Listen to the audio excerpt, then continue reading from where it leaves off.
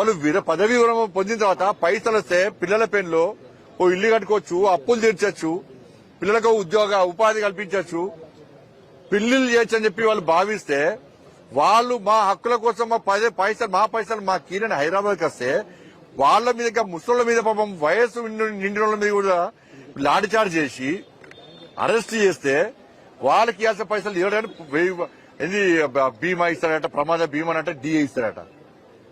రాష్ట్ర ప్రభుత్వానికి చిత్తశుద్ది ఉంటే, ఉద్యోగస్తుల ప్రేమ ఉంటే వెంటనే మీరు 6 డిఏలు సరే 6 డిఏలు పక్కన కనీసం 3 డిఏలు ఒక 3 డిఏలు ఆ ప్రభుత్వం బీఆర్ఎస్ పార్టీ ప్రభుత్వం ఇస్తారని మీ కోటేసి గెలిపిస్తే మీరు కదే ఆ 2 డిఏలు ఇవి మీ దశగా 4 డిఏలే 2 సంవత్సరాలే 4 డిఏలు ఇవ్వాలి. మీరు పెన్షన్ పైసలు ఇస్తలేరా, రిటైర్మెంట్ పైసలు ఇస్తలేరా, ఫీజు రిమెంబర్మెంట్ ఇస్తలేరా, ఇవాళ మున్సిపాలిటీలకు ఒక్క పైసా ఇచ్చినా మీరు శ్వేతపత్రం విడుదల చేయండి. తెలంగాణ రాష్ట్రంలో ఏ మున్సిపాలిటీకి 2 సంవత్సరాల కాల వ్యవధిలో ఎన్ని కోట్ల రూపాయలు ఇచ్చారో, కోట్లెక్కడి ఎన్ని వేల రూపాయలు ఇచ్చారో చెప్పుడు చాలు. కోట్లెక్కడి ఎన్ని వేల రూపాయలు ఇచ్చారో విడుదల చేయండి. కోట్లు లక్షల పక్క ఏ మున్సిపాలిటీకి ఎన్ని వేల రూపాయలు ఇచ్చారో విడుదల చేయండి శ్వేతపత్రం. కాబట్టి ఉద్యోగస్తులు ఆలోచించాలి, ఉద్యోగస్తులు ఆందోళన చేయాలి. మీకండగా భారతీయ జనతా పార్టీ ఉంటుంది. రాష్ట్ర ప్రభుత్వం ఇలా కేంద్రము యథావిధిగా డిఏలు ఇస్తున్నది, ఎక్కడ పెండింగ్ లేవు. రాష్ట్ర ప్రభుత్వం ఇవ్వాల్సిన డిఏలు మాత్రం ఇస్తలేదు. కాబట్టి ఉద్యోగస్తులు ఆలోచించుకోవాలి. మున్సిపల్ ఎన్నికల్లో మీరు నిక్కచ్చిగా పనిచేయండి, నిజాయితీగా పనిచేయండి. ఇవాళ ఈ కాంగ్రెస్ పార్టీ ప్రభుత్వానికి బుద్ధి చెప్పి భారతీయ జనతా పార్టీకి మున్సిపల్ ఎన్నికల్లో, కార్పొరేషన్ ఎన్నికల్లో మీరు విజయం చేకూర్చి పెడితే ఈ ప్రభుత్వం భయపడుతుంది తప్ప, మీరు భయపడి ఇంట్లో ఉండి డిఏలు కావాలంటే డిఏలు ఇచ్చే ప్రభుత్వం ఇది కాదు. రాష్ట్ర ముఖ్యమంత్రి ఒక్క పైసా లేదన్నాడు. కాబట్టి మీకు అండగా ఉండి మీకోసం కొట్లాడడానికి భారతీయ జనతా పార్టీ సిద్ధంగా ఉంది అని చెప్పి ఇలా తెలియజేస్తున్నాం.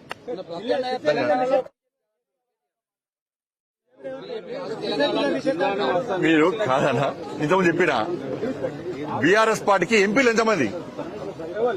బీఆర్ఎస్ పార్టీకి ఎంపీలు ఎంతమంది? ఒక్కలేరు. 100 సీట్లు గెలుస్తామన్నారు. ఎన్ని గెలిచారు మీరు? మొన్న జరిగినటువంటి ఉపాధ్యాయ ఎమ్మెల్సీ, పట్టభద్రుల ఎమ్మెల్సీలో మీ క్యాండిడేట్ల పేరు చెప్పాను. మీ క్యాండిడేట్ ఎవరు? మీకు క్యాండిడేట్లే లేరు, ఎంపీలే లేరు. 100 సీట్లు గెలుద్దామన్నారు. మీరు అడ్రస్ లేకుండా వేరు. మీ పార్టీ 3 ముక్కలు కుక్కలు చింపిన విస్తలుగా తయారయ్యే పరిస్థితి ఉన్నది. మీరు మా గురించి మేము దేశంలో ముచ్చటగా 3వసారి అధికారంలోకి వచ్చినాం. ఇంకా 20 సంవత్సరాలు అధికారంలో మేమే ఉంటాం ప్రజల ఆశీర్వాదంతో. మీరు భారత రాష్ట్ర సమితి అన్నారు, దేశం మొత్తం పోటీ చేస్తున్నారు, అడ్రస్ కూడా వేరు.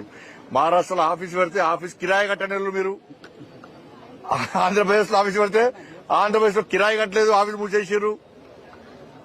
యూపీలో పోటీ చేస్తామన్నారు, ఫ్లెక్సీలు కట్టారు. 7 భారత రాష్ట్ర సమితి టీఆర్ఎస్ వై బీఆర్ఎస్ వై మన టీఆర్ఎస్ అయింది. ఈ టీఆర్ఎస్ వై లాస్ట్కి ఏం లేకుండా తెలియ పార్టీ. ఫస్ట్ మీ చెల్లె అడిగిన ప్రశ్నలకు సమాధానం చెప్పు.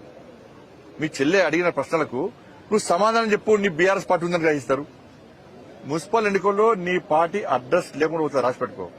హైదరాబాద్ జీహెచ్ఎంసీ ఎన్నికల్లో 3-4 కార్పొరేషన్ అన్నిట్లో Bharatiya Janata party mayor guarantee. Sircilla గాని, వెమ్లవాడ గాని, నీ నియోజకవర్గం గ్యారంటీ.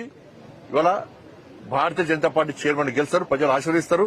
ఇవాళ మా దమ్మెందు పడతాం. ఈ సిరిసిల్ల మున్సిపాలిటీకి నిధులు ఇచ్చింది కేంద్ర ప్రభుత్వము. ప్రజలు గెలిపించేది కూడా బీజేపీటే.